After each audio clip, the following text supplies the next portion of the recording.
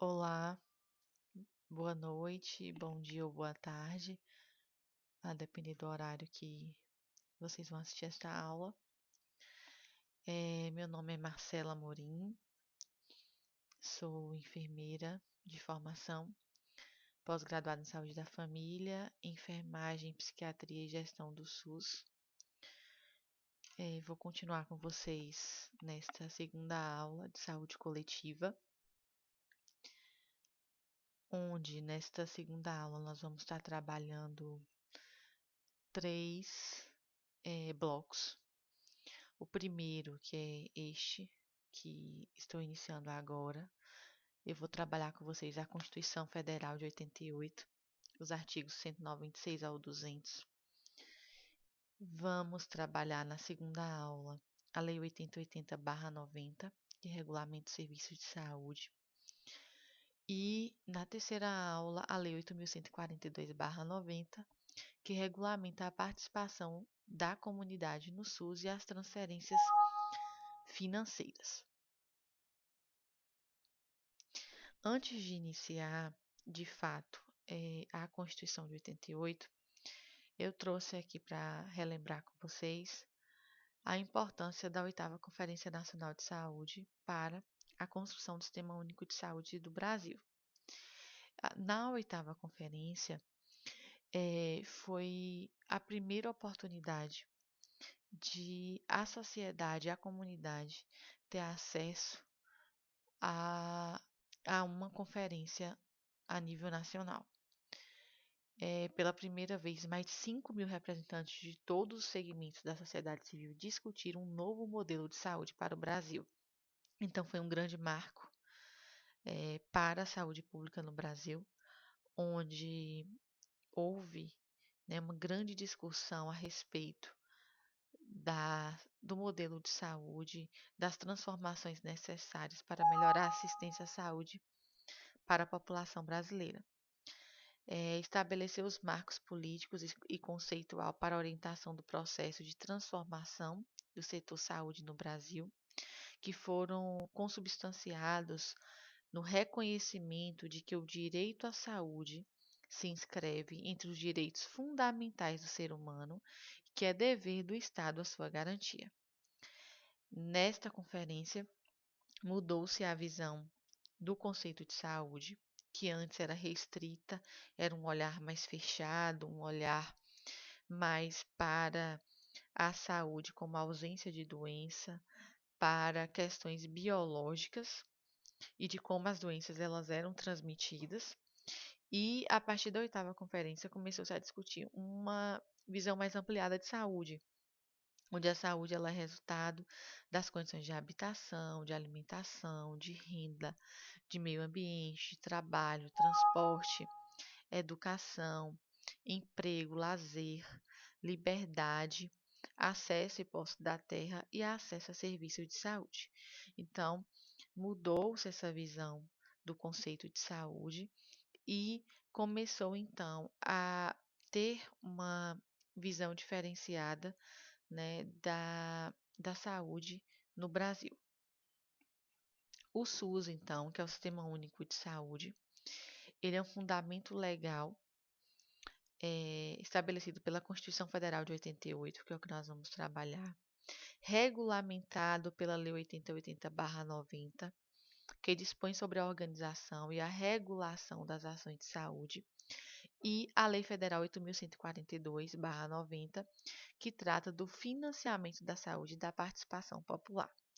O SUS, então, ele foi criado para oferecer um atendimento igualitário e promover a saúde de toda a população.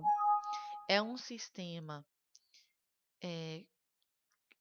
o sistema ele constitui um projeto social único que se materializa por meio de ações de promoção, prevenção e assistência à saúde dos brasileiros. O Sistema Único de Saúde é a denominação de um sistema público de saúde brasileiro. Nós somos um dos poucos países que tem uma grande população e que ofertamos um serviço de saúde público.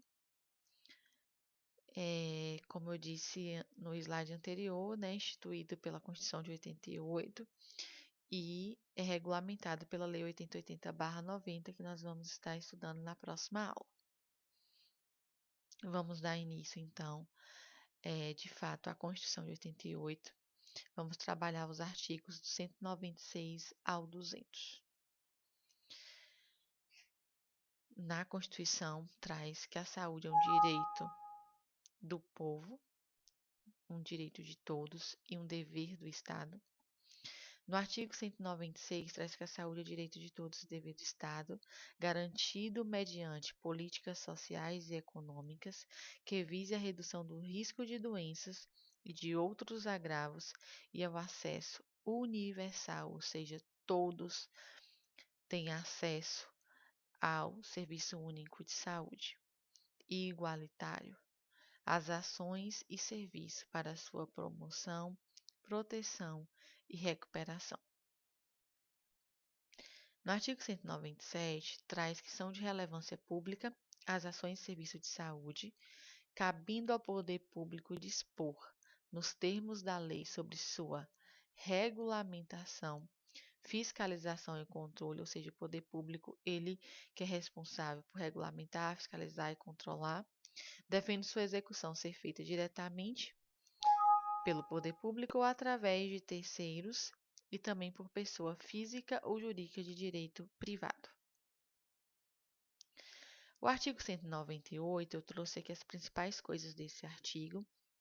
Depois eu recomendo que vocês leiam essa lei na íntegra, principalmente a parte da lei, né, do 196 ao 200, ao artigo 200, que vai tratar dessas questões da saúde.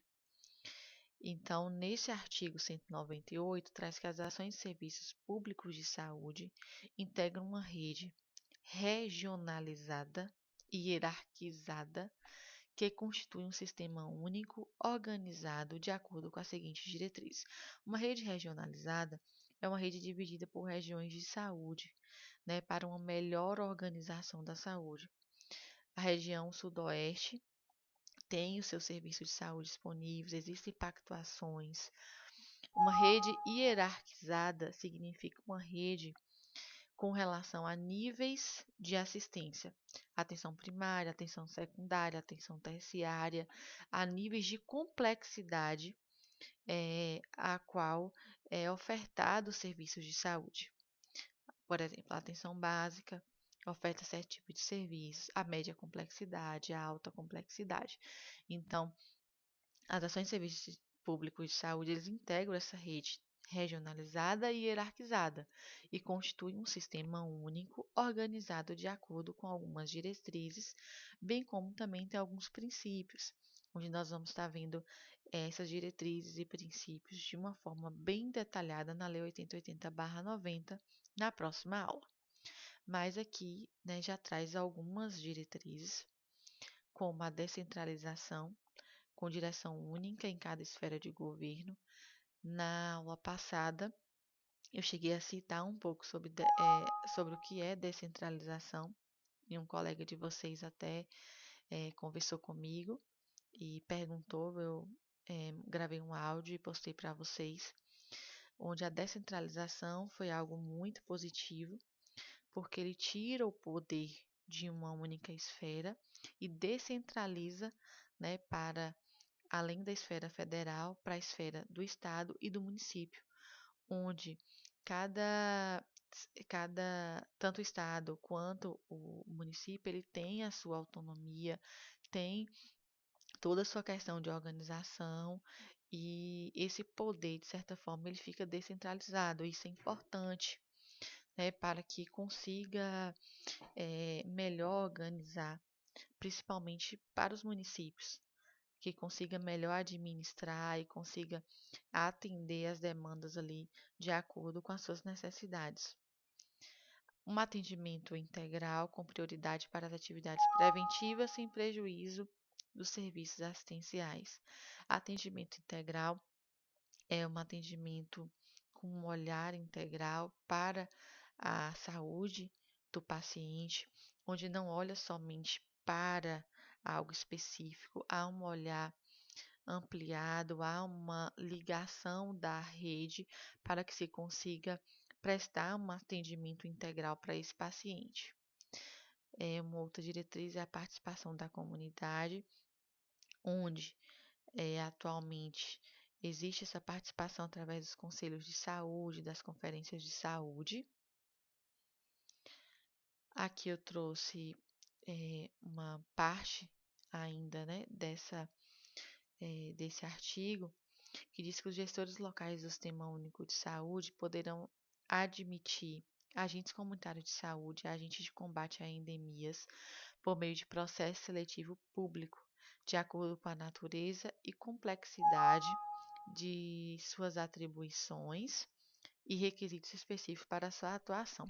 Ainda no artigo 198, traz a questão dos agentes comunitários de saúde e agentes de combate a endemias, que eles podem ser contratados, né, pelos municípios, a palavra não é nem contratados, poderão admitir, né, esses agentes comunitários através de processo seletivo, somente assim, através de um concurso público. Essa lei federal, ela disporá sobre o regime jurídico, o piso salarial profissional nacional, com planos de carreiras e regulamentação das atividades de agente comunitário de saúde, agente de combate a endemias, competindo à União, nos termos da lei, prestar assistência financeira complementar aos estados, ao Distrito Federal e aos municípios para cumprimento do referido piso salarial. Então, aqui traz essa importância do piso salarial dos agentes de saúde, dos agentes de combate a endemias. No artigo 199, traz para nós como ocorre a participação do setor privado no SUS. Então, quando as unidades públicas de saúde elas não forem suficientes para garantir o atendimento às pessoas de uma determinada área, o setor privado entra de forma complementar por meio de contratos ou convênios, seguindo os princípios e diretrizes do SUS. Então, a iniciativa privada ela entra sim, mas como forma complementar por meio, né, de contratos ou convênios, mas segue os princípios e diretrizes do SUS. É, essa participação, ela tem prioridade para as instituições filantrópicas e sem fins lucrativos. Contudo, prioridade não é exclusividade, tá? Então, a prioridade são para essas instituições, mas não quer dizer que é exclusiva para elas. Então, né, no artigo 199, traz que as instituições privadas elas poderão participar de forma complementar do SUS, segundo as diretrizes destes, mediante contrato direto público ou convênio, tendo preferência às entidades filantrópicas e sem fins lucrativos. É vedada a destinação de recursos públicos para auxílios e subvenções às instituições privadas com fins lucrativos, tá? É vedada a participação direta ou indireta de empresas ou capitais estrangeiros na assistência à saúde do país, salvo nos casos previstos em lei, que nós vamos estar vendo no próximo slide. A lei ela disporá sobre as condições e os requisitos que facilitem a remoção de órgãos, tecidos e substâncias humanas para fins de transplante, pesquisa e tratamento, bem como coleta, processamento e transfusão de sangue e seus derivados, sendo vedado todo tipo de comercialização. Então, é vedado todo tipo de comercialização de órgãos, tecidos, e tudo que envolve essa questão de, inclusive, transfusão de sangue e seus derivados. Então, é vedada essa comercialização. E quais são, gente, os casos que são previstos na lei que pode ter essa participação direta ou indireta de empresas estrangeiras no Brasil? Os casos previstos em lei, então, está no artigo 23 da Lei 8080/90, que diz, né, também que é vedada essa participação direta ou indireta de empresas ou de capitais estrangeiros na assistência à saúde, salvo através de doações de organismos internacionais vinculados à Organização das Nações Unidas, de entidades de cooperação técnica e de financiamento e empréstimos. Em qualquer caso, é obrigatória a autorização do órgão de direção nacional do Sistema Único de Saúde, submetendo-se ao seu controle as atividades que forem desenvolvidas e os instrumentos que forem firmados. Excetuam-se do dispositivo neste artigo dos serviços de saúde mantidos em finalidade lucrativa por empresas para atendimento de seus empregados e dependentes, sem qualquer ônus para a Seguridade Social. No artigo 200 da Constituição de 88, traz que ao SUS compete, além de outras atribuições, nos termos dessa lei. Então, no artigo 200, traz as atribuições do SUS, que é controlar e fiscalizar procedimentos, produtos e substâncias de interesse para a saúde e participar da produção de medicamentos, equipamentos imunobiológicos, hemoderivados e outros insumos. Executar as ações de vigilância sanitária e epidemiológica, bem como as de saúde do trabalhador. Ordenar a formação de recursos humanos na área da saúde. Participar da formulação da política e da execução das ações de saneamento básico. Incrementar em sua área de atuação o desenvolvimento científico e tecnológico. Fiscalizar e inspecionar alimentos, compreendido o controle de seu teor nutricional, bem como bebidas e águas para consumo humano. Participar do controle e fiscalização da produção, transporte, guarda e utilização de substâncias e produtos psicoativos, tóxicos e radioativos. Colaborar na proteção do meio ambiente, nele compreendido o trabalho. Então, é basicamente isso, né, que se encontra na Constituição de 88, do artigo 196 ao 200. E aqui eu trouxe um resuminho para vocês, esquematizado. Então, no artigo 196 da Constituição de 88, traz um conceito ampliado de saúde, que a saúde é um direito de todos e um dever do Estado, garantido mediante políticas sociais e econômicas, visa reduzir o risco de doenças e de outros agravos e objetiva o acesso universal e igualitário às ações e aos serviços para sua promoção, proteção e recuperação. No artigo 197, traz as ações e serviços de saúde, que são de relevância pública. Cabe ao poder público dispor sobre sua regulamentação, fiscalização e controle e devem ser executados pelo Estado diretamente, pelo Estado através de terceiros ou por pessoa física, jurídica ou jurídica de direito privado. No artigo 198, traz os princípios e diretrizes do SUS, onde são diretrizes do SUS: a descentralização com direção única em cada esfera de governo, atendimento integral com prioridade para as atividades preventivas, sem prejuízo dos serviços assistenciais, participação da comunidade e ações de serviços públicos de saúde que integram uma rede regionalizada e hierarquizada que constitui um sistema único de saúde. Recursos mínimos da saúde. Esse slide ele é muito interessante. A União, a receita corrente líquida do respectivo exercício financeiro, que não pode ser inferior a 15% de tudo. Estados, 12% de sua receita vai para a saúde. Municípios, 15% da receita tem que ser destinada para a saúde. Distrito Federal, 12 e 15% das receitas de competência estadual e municipal, respectivamente. No artigo 198, ainda traz para a gente a questão dos agentes comunitários de saúde, agente de combate de endemias, como eu disse, que a contratação se dá através de seleção pública, né, de concurso público, piso salarial e plano de carreira, e a União ela auxilia os demais entes federativos, né? Então, no artigo 198 já traz aqui as questões relacionadas aos agentes comunitários de saúde e aos agentes de combate a endemias.